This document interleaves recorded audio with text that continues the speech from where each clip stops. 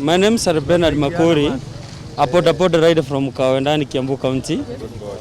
I'm a full member of PPI and I support Raila Amolo Odinga. Number one, PPI, it will give more work to youths.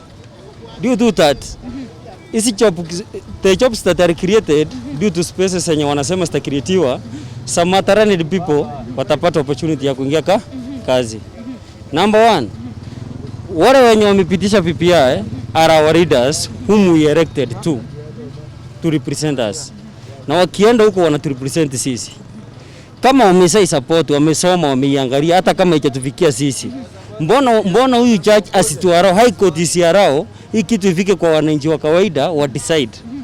Even mwenyewe kama wananchi wa kawaida umesoma BBI na ukaelewa vizuri. Okay, sijaisoma lakini those quotes zenye nimepata kutoka huko zenyewe zimenifurahisha. Umetoa hizo quotes manake hujasoma mwenyewe. Number one, readers wenyewe wameshatuambia kutakuwa na some spaces will be created for some readers wenye wataingia. Even if kama tax yetu itapanda, other people will gain from there. Not those readers, but wale wengine. Kila ofisi yenye na creatiwa iko na secretary, iko na cleaners, it is and whatever. Lakini I feel kwamba hao leaders ambao unasema imekuwa muda mrefu sana wana keep promises ambazo they can't keep the promises. Wanafanya promises ambazo they can't keep. Nini hasa inafanya believe that because of BBI wata keep the promises zile ambazo zimeandikwa pale kwenye BBI? Number one, Kenya kinafanya ni believe. Kenya kinafanya ni believe. Since okay, let us rewind ourselves. Yes. Since Raila Amolo and Uhuru Kenyatta, they had a handshake. Yes. Since then, sisi wengine kama from Nyanza tumeingia Kiambu, tuna communicate vizuri, hatuna pivu na mse, tuko kazi kawaida na hakuna mwingine anaongea. So then, what if ikikreatiwa hizo job opportunities, mtu kama Mjaruo akuwe deputy governor wa Kiambu, itaonyesha kuwa wananchi wanaendelea kurudi kwa umoja na pamoja. Hatutakuwa na hiyo pinshani hiyo ya kupishana, mimi ni Mkikuyu tumeendelea. No, atuendelee kwa sababu ya Kikuyu ama Ujaruo. Tunaendelea kwa sababu ya umoja. Equality. We need unity. And we as youths tunataka hiyo job opportunity. Whatever it will cost us, tunataka hiyo job opportunity. Ule kiongozi tukimpea miaka 5 imaanisha ati ameenda milele. Atakaa miaka 5 tutamwangalia. Why I say so? Mfano kiongozi tulichagua Kahawa.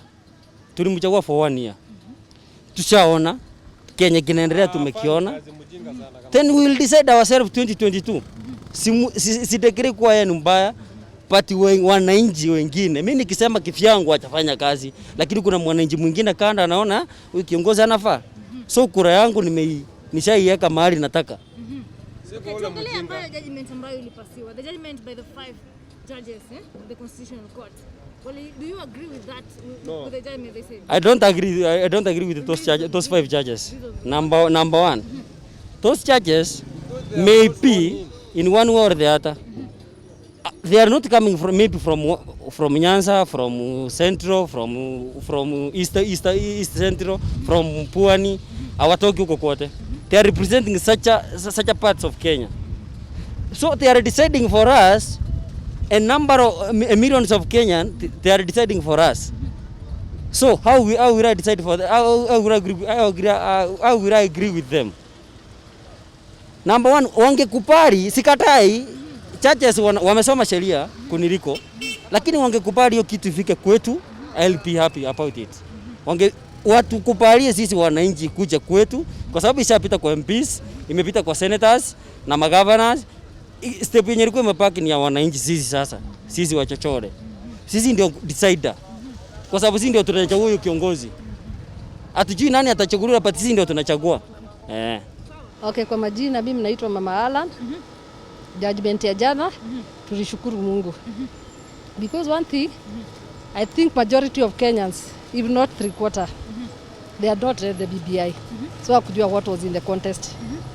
For us we felt this BBI ilipitishwa na watu wawili. The president and the former prime minister. For their own sitting walikana wakadecide. They never consulted any other person. na wakatusaidia there over 40 million Kenyans. Hawakutupatia copy tusome. Alafu I'm not a tanga person, but I would agree with the way the deputy president was saying. Hata ikienda referendum, tukue na multiple choices, tujue ni nini tuna what we'll agree and what not to agree for the yes or no. But now for them to come and impose to us that they are bringing a referendum for us to say yes or no, we do not know what we are saying no or what we are saying yes. Because even when you talk to many Kenyans, hausikia tu BBI. Lakini I can assure you, we don't have copies. Unlike the Katiba, the 2010 Katiba, I believe in every household there was a Katiba for every Kenyan to read. So we felt there was a hidden clause for this BBI. And we tend to think the BBI was just for two people, the president and the prime minister. What they wanted, we don't know. And I agree with the majority Kenyans when they say it was creating position for the executives. Yeah. Mimi sijasoma BBI, but I always follow with the news, with the people who are always on the TV, wakihojiwa, with the Inoro, the Citizen. Maybe I have never seen a copy of BBI, but I always follow through the media for the people wenye uja kuhojiwa kwa mi, their opinions. That is where I gather to know more about the BBI. Otherwise for me, I don't even know the BBI copy, how it looks like, because no one has ever brought it to me. Yes. The knowledge that is gotten from the media, assume this BBI was passed. Do you feel it could have affected the Kenyan citizen positively or negatively? I tend to think negatively, because right now Kenya is on its feet. There is no money. We are borrowing money left, right and center. It was to incur another budget. It was creating other positions. I think this right now, Kenya should focus on more on the corona issue and the suffering of the Kenyans. BBI can wait. If we've lived without BBI for over 50 years, I believe we can still do away with it for a while. First, we bring Kenya back to its 2 feet. There is no hurry.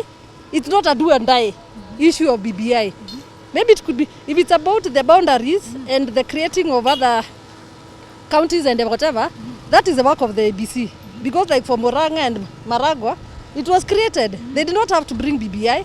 Yeah, so even creating other counties and one man, one shilling, it can always be done by the ABC, not regardless of the BBI. And when they talk of ati vita kuisha, when it's time for election, I believe it's only for these top people, when they bring together, when they come together, that we can be at peace. Because for us, common people here, hatunanga chuki, hatunanga hatuchukianangi, but the rivalry inaanzianga tu na the top people. If first wakubaliane, Kenyans hatunanga chuki, first for them to agree, for us to be at peace. Yesterday, there was a judgment by the 5 judges of the Constitutional Court about whereby they say that the BBI process was flawed. Do you agree or do not agree? Thank you for your question.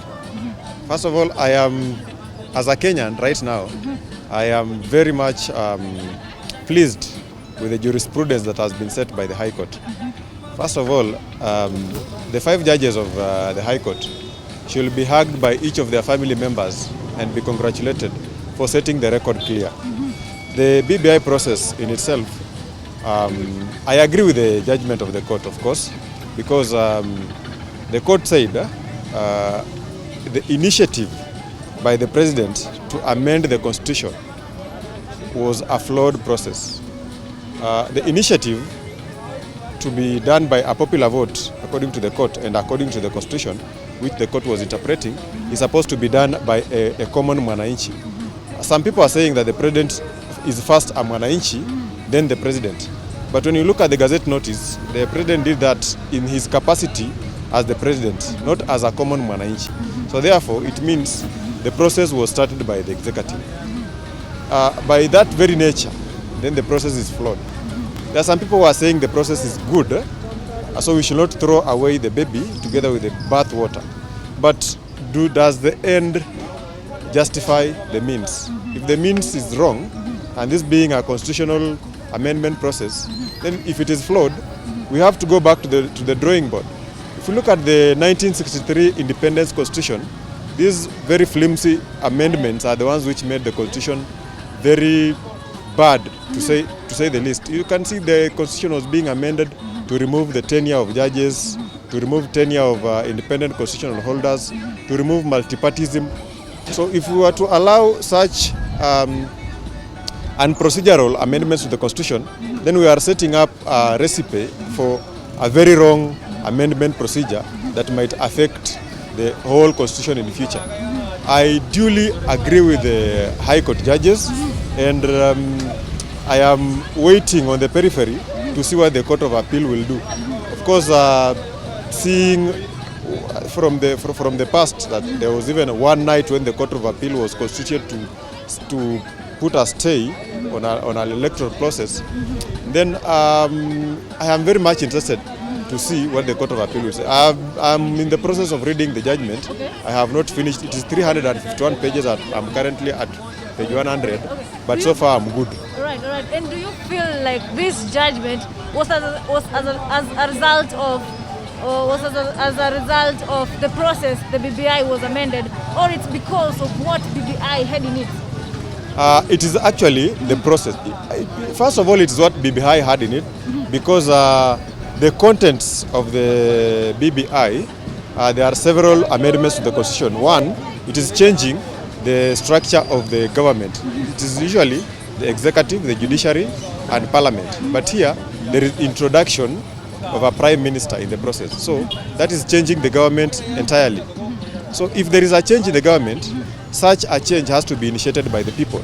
And here, it was initiated by the president. So the contents of the BBI affect the process which have to be undertaken. If you have to change, let's say, presidential term limits, it has to be a popular vote. And who has to initiate a popular vote? Is it a parliament or an individual, a person, a Kenyan citizen? Here, the president appointed the BBI task force and gazetted in his capacity as the president. Then it is affecting the government as a whole. It is affecting constituencies. They are introducing 70 more constituencies. So the content of the BBI inform the process that has to be undertaken. So it is a wholesome process. Okay, you as a Kenyan citizen, I understand that you have fully read the BBI itself, right? Do you think, or do you feel like the content of the BBI, will it have affected a Kenyan citizen positively or negatively? On the whole, on my part, very negatively. As you can see right now, we are being taxed so much. The wage bill on the citizenry is very high. So the BBI is creating 70 more constituencies. You don't look at the salary of one MP, but you look at the office of one MP. How much does it take to sustain one MP in office? So if already the wage bill is that high, and then the process of sustaining MPs in office, the cost will be so high that we cannot undertake this process. It is going to be so costly to the Kenyans. Currently, I am happy as a Kenyan that the process is being stopped, because we will be borrowing way more than what we are borrowing from the World Bank and all those other Bretton institutions right now.